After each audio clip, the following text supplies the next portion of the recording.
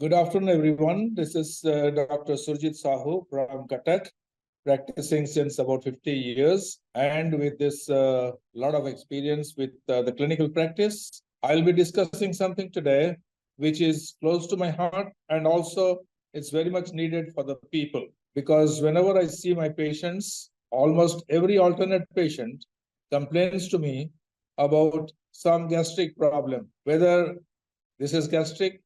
The patient himself says that I'm suffering from gastric. ये इनको पता नहीं है कि ये गैस्ट्रिक का मतलब क्या होता है। जब कुछ एसिडिटी हो जाता है, जब कुछ गैस बन जाता है, उसमें है आपका, तो उसको बोल देते हैं gastric problem, not knowing that gastric is a term which refers only to the stomach. And अगर वो बोल देते हैं तो आपको इंटरप्रेट करना पड़ता है कि कैसे इनको समझाऊं। पहले तो इनको समझाना चाहिए कि भाई ये गैस्ट्रिक बीमार नहीं है, ये एसिडिटी का बीमार है या गैस फॉर्मेशन का बीमार है। और दूसरा वर्ड और एक होता है कि GERD, गैस्ट्रोइसोफेजियल रिफ्लक्स डिजीज। इसमें रिफ्लक्स डिजीज करके इनको पता है, लेकिन जब भी पेशेंट आते हैं वो कंप्लेन कर देते हैं कि ये मेरा गैस हो गया, ये मेरा एसिडिटी हो गया, या मेरा गैस्ट्रिक प्रॉब्लम शुरू हो गया। So we will have to explain to them these are the terms which is the domain of the doctors, not of the patients. The disease that has to be diagnosed by the doctors, not by the patients. So we have to explain to them as to what is the reflux mechanism and what is the stomach, what is the function of the stomach. When we eat something, जब हम खाना कुछ खाते हैं, वो stomach में जाता है, और स्टमक में वो खाना करीब 4-6 घंटे तक रहता है। और इसका जो खाना खाते हैं पचता है, पचने के लिए इसको हमें जो हमारा जो एसिड बनता है, हाइड्रोक्लोरिक एसिड और different enzymes secreted from the mouth cavity and also from the stomach, that gets mixed up for the digestion. And once the digestion is complete, there should not be any acidity or there should not be any reflux diseases. Okay, let's continue that the patients, when it tells us or complains us about the acidity or the reflux diseases, understand what are the causes for that. The acidity is the hydrochloric acid which is secreted by the stomach, and also the different enzymes are also in the secreted in the stomach, and that is वो आपको मदद करता है, आपका खाना जो होता है उसको पचने के लिए और हजम करने के लिए मदद करता है। अगर इसमें आपका कुछ गड़बड़ हो जाए, तो अगर खाना ठीक टाइम से नहीं खाए या कुछ टेंशन वगैरह हो जाए और कुछ खाना ठीक टाइम से नहीं खाए, और जो भी खाते हैं अगर इसमें हम अगर फास्ट फूड वगैरह ज्यादा खाते हैं, ऑयली चीज वगैरह ज्यादा खाते हैं या अल्कोहल वगैरह ले लेते हैं, तो उसमें क्या होता है, हमारा पचने का तरीका बदल जाता है और इसमें गैस फॉर्मेशन होने का चांसेस बढ़ जाता है। तो इसमें हमें करना पड़ेगा क्या, इसको पहले तो कारण ढूंढना पड़ेगा किस कारण से होता है। जो मरीज आता है, जो पेशेंट आता है, उनको पूछना पड़ेगा ये करते हैं क्या, घर में रहते हैं या कुछ काम करते हैं या स्टूडेंट्स है या जॉब करते हैं या और इसका type of work, what is the type of work that they do and what is the lifestyle. ये हमें हमें आपको पूछना पड़ेगा पेशेंट को, तो उसी के हिसाब से हमें देखना पड़ता है कि इस कारण से होता है। दो कारण तो एक एक इन्फेक्शन होता है जो बोलते हैं, जिसको बोलते हैं Helicobacter pylori. Helicobacter pylori is an infection in which इसमें जिसमें से आपको ये एसिडिटी वगैरह बन सकता है। दूसरा बात होता है जब हमारा कुछ प्रॉब्लम हो जाता है, जब हम कुछ तकलीफ होता है हमारे शरीर में, तो हम non steroidal anti inflammatory drugs, NSAIDs, इसको ज्यादा खा लेते हैं, जिसमें आपका क्या होता है, गैस्ट्रिक इरिटेशन, जो स्टमक का जो लेयर होता है उसमें घाव बनता है या एसिडिटी बनता है, जिसके वजह से हमारा वो एसिडिटी हो सकता है और गैस्ट्रिक प्रॉब्लम हो सकता है। और इसमें आपका जो पचने का तरीका वो भी आपका गड़बड़ हो जाता है, जिसके वजह से हमें देखना पड़ेगा इसका कारण क्या है। पहला देखना पड़ेगा इसका कारण है, और कारण के हिसाब से हमें इलाज करना पड़ेगा। कुछ टेस्ट वगैरह हम करते हैं जिसमें हमें अपर GI एंडोस्कोपी करते हैं, और इनको ज्यादा हिस्ट्री लेना पड़ता है कि इनका आदत क्या है, कुछ खराब आदत है या नहीं। हमारा यहाँ पर उड़ीसा में ज्यादा गुटखा वगैरह, पान वगैरह, तंबाकू वगैरह सेवन करते हैं, जिसके वजह से भी हमारा आपका ये एसिडिटी बन सकता है या गैस वगैरह बन सकता है। और दूसरा चीज होता है, हम जो दवाई खाते हैं, जो NSAID लेते हैं, NSAID मतलब non steroidal anti inflammatory medicine जैसे ले लेते हैं हम दर्द के लिए, उसके वजह से भी हमारा ये गैस्ट्राइटिस बन सकता है।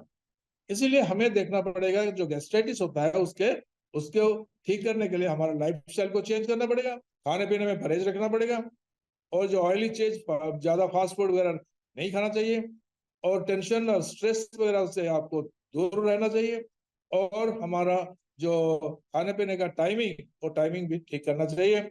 अगर आप अल्कोहल वगैरह लेते हैं उसको लिमिट करना चाहिए, और नहीं लेना सबसे बढ़िया चीज है। लेकिन हमारा यहाँ पर हमें सब पेशेंट को लिखना पड़ता है, भाई तंबाकू वाला चीज बिल्कुल सेवन मत करना, चाहे वो सिगरेट हो या बीड़ी हो, स्मोकिंग हो, या तंबाकू वाला खैनी हो, या तंबाकू वाला पान गुटखा वगैरह हो, वो सब चीज बंद करना पड़ेगा, जिसके वजह से आपका आधा बीमार ठीक हो जाएगा। इसमें तो पैसा खर्चा करते हैं, और पान गुटखा और स्मोकिंग करने के बावजूद इसका पैसा तो खर्चा करते हैं, वो पैसा अगर और रख सकते हैं, उसी के हिसाब से आपका दवाई का खर्चा भी उसी में हो जाएगा, और इनका इलाज भी सही तरीके से हो जाएगा। ये होता है।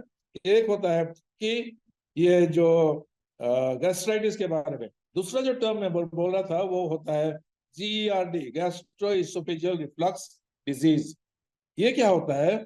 इसमें खाने पीने का वही कारण एक ही चीज है, लेकिन इसमें क्या हो जाता है, कुछ आदमियों का जो अभ्यास होता है वो खाने के बाद तुरंत जाके सो लेट जाते हैं। फ्लैट जब लेट जाते हैं, इनका रिफ्लक्स मतलब गैस, स्टमक का एक इसोफेगस और स्टमक के बीच में एक स्फिंक्टर रहता है, और जो स्फिंक्टर रहता है वो आपको जब खाना जाता है उसको कवर करके रखता है, बंद करके रखता है। खाना जो गया इसोफेगस से स्टमक में आ गया, और स्टमक में इसका दरवाजा बंद कर दिया।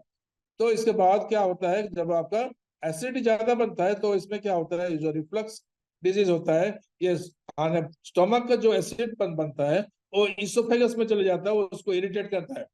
जब इरिटेट करता है तो आपका बोलते हैं कि एसिडिटी हो गया, और हेवड़ी होता है, और जो भी आपका सिम्टम्स वगैरह, हिचकी वगैरह होता है, ये सारी चीज हो सकता है।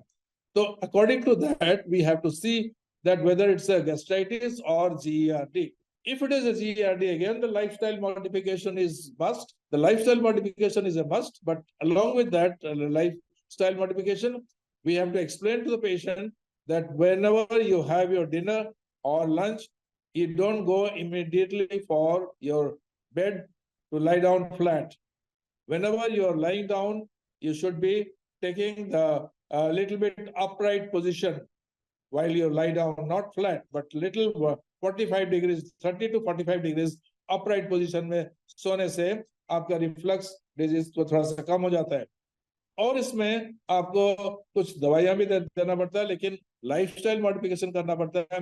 जैसे मैंने बताया कि इसका कारण जो है, इसको अगर हम देख लिए, अगर कारण को पता चल गया कि ये कुछ तंबाकू वगैरह सेवन करते हैं, या नहीं तो अल्कोहल वगैरह सेवन करते हैं, या नहीं तो खाने पीने का परहेज ठीक से नहीं करते हैं, या बाहर का चीज तली हुई चीज ज्यादा खाते हैं, वो सब लाइफस्टाइल मॉडिफिकेशन करना पड़ेगा।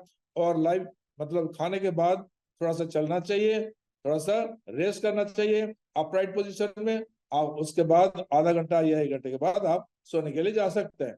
सो these are the few things that we have to think about, and tell the patients that we have to change our lifestyle. और इसमें आपका जो कारण होता है, जो खाने पीने का परहेज रखना चाहिए, और इसका टेंशन वगैरह फ्री होना चाहिए, एक्सरसाइज वगैरह करना चाहिए, और आपका नींद जैसा अच्छा हो, उसमें भी आपको अगर नींद अच्छी तरह से ना हो, अगर टेंशन हो तो नींद नहीं आएगा, अगर नींद नहीं आएगा तो एसिड तो बनेगा ही बनेगा। तो इसीलिए हमें देखना पड़ता है कि ये सारी चीज हमें बताना पड़ता है to the patients, and therefore it is more important to talk to the patients and to let them know that whatever they are saying, whatever their complaint is, इनका जो कंप्लेन जो होता है वो हिसाब से हमें इवेल्युएट करना पड़ेगा, और जैसे आपको डॉक्टर लोग का एडवाइस देते हैं उसके हिसाब से काम करना पड़ेगा। इनका खाने पीने का परहेज रखना चाहिए, संतुलित खाना चाहिए, मतलब जो बैलेंस डाइट खाना चाहिए, और more of vegetables, less of non veg food, less of oily and fatty food. All these things have to be taken care of, and therefore when they get these things, and then lifestyle change हो गया, tension होता है, जो office का हो या घर का हो, कहीं का हो, स्कूल का, स्टूडेंट्स का, लोग का, परीक्षा का टाइम पर ये सारी चीज ज्यादा होता है। ये सारी चीज हमें माँ बाप होने के नाते बच्चे लोग को हमें समझाना पड़ता है कि भाई इसमें टेंशन लेना नहीं है, अभी तो परीक्षा के सीजन आ गया, इसमें काफी इंटरव्यू देना पड़ता है। अभी अगर कोई काम करता है, वो काम में भी आपको लगन होना चाहिए, खुश होके सब खाना वाना ठीक होना चाहिए, टाइम से खाना चाहिए। जो खराब अभ्यास है इसको सब छोड़ना पड़ेगा। तम्बाकू हो गया, या सिगरेट स्मोकिंग हो गया, या गुटखा हो गया, ये सारी चीज को छोड़ना पड़ेगा, और फास्ट फूड से बहुत दूर रहना चाहिए। और मैं और एक बताता हूँ कि हमारा जो कोल्ड ड्रिंक्स वगैरह पीते हैं, इसमें भी काफी खतरनाक होता है हमारा स्टमक के ऊपर, because lot of caffeines are there, and then which can also cause lot of other problems. So those are the few things also I'll be lifestyle change, dietary discipline, and also rest, and then a good rest at night, and then lying position, जब सोते हैं तो थोड़ा सा upright position में सोना चाहिए, 30 to 45 degree angle में सोना चाहिए, ताकि आपका गैस्ट्राइटिस भी कम हो जाए, ताकि आपका GERD भी कम हो जाए। इसी के हिसाब से हमें बताना चाहिए, we have to explain to the patients as to what should be done and what should be their lifestyle.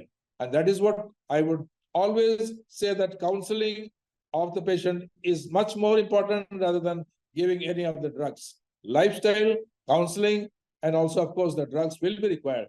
And what are the drugs that we use? Mostly the PPIs and H2 antagonists we give before food, and also the PPIs, also protein pump inhibitors also we give them, so that they become all right within no time. But it is always seen that whenever the patient feels better with those PPIs or the H2 antagonists, they usually, without asking the doctor, they continue to have those medicines. It is most dangerous thing, and therefore we have to come for the counseling and for the consultation, repeat consultation after 1 month, and if it is required for 1 or 2 months or 6 months, you can give, and then after that you have to lifestyle change हो जाने से आपका gastritis ठीक हो जाएगा, और आपका GERD ठीक हो जाएगा, आप बिल्कुल आराम से अपना जीवन बिता सकते हैं। Thank you very much for this patient hearing.